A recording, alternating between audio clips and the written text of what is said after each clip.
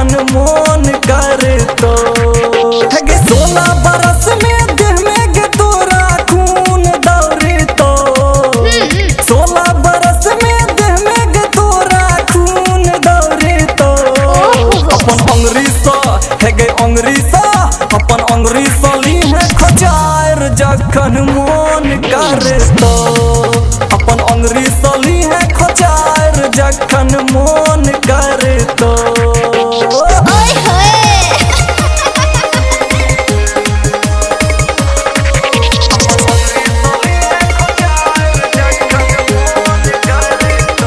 अभी आप सुन रहे हैं जयश्री कैसेट कंपनी की प्रस्तुति।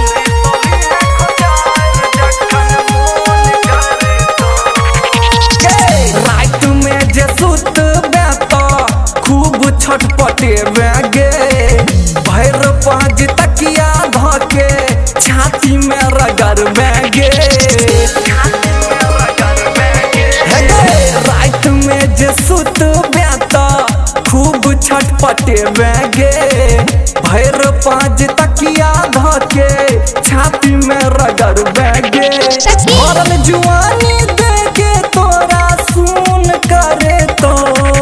है भरल जुआनी देके तोरा सुन करे तो अपन अंगरी सा है गे अंगरी सा अपन अंगरी सली है खचार जखन मोन करे तो अपन अंगरी सली है खचार जखन मोन करे तो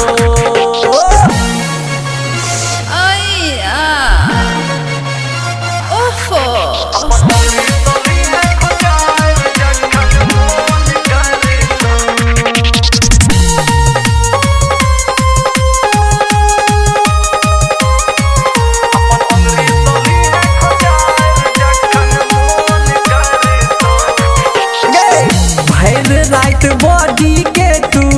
करी है मसाज गे अपने तो बैठ जेतो तो हर मन मिजाज गे भैर राइट बॉडी के तू करी है मसाज गे अपने तो बैठ जेतो तो हर मन मिजाज गे चढ़ते सावन में देह पर तोरा चढ़ते सावन में देह पर तोरा गुन परे तो है गे गुन परे तो अपन अंगरी सा अपन अंगरी सा अपन अंगरी सली है खचार जखन मोन करे तो अपन अंगरी सली है खचार जखन मोन करे तो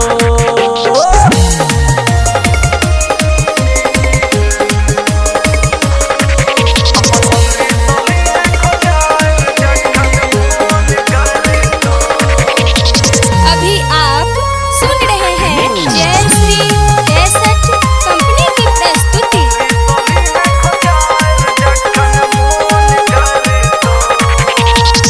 छौरा सबके चक्कर में नहीं पारी है गे गोरी नहीं तो तोहर लूट तो सब टाटी जोरी छौरा सबके चक्कर में नहीं पारी है गे गोरी नहीं तो तोहर लूट तो सब टाटी जोरी हाल पूछले दीपक तोरा हाल पूछले दीपक तोरा फोन करे तो है गे फोन करे तो अपन अंगरी सा अपन अंगरी सा अपन अंगरी सली है खचार जखन मोन करे तो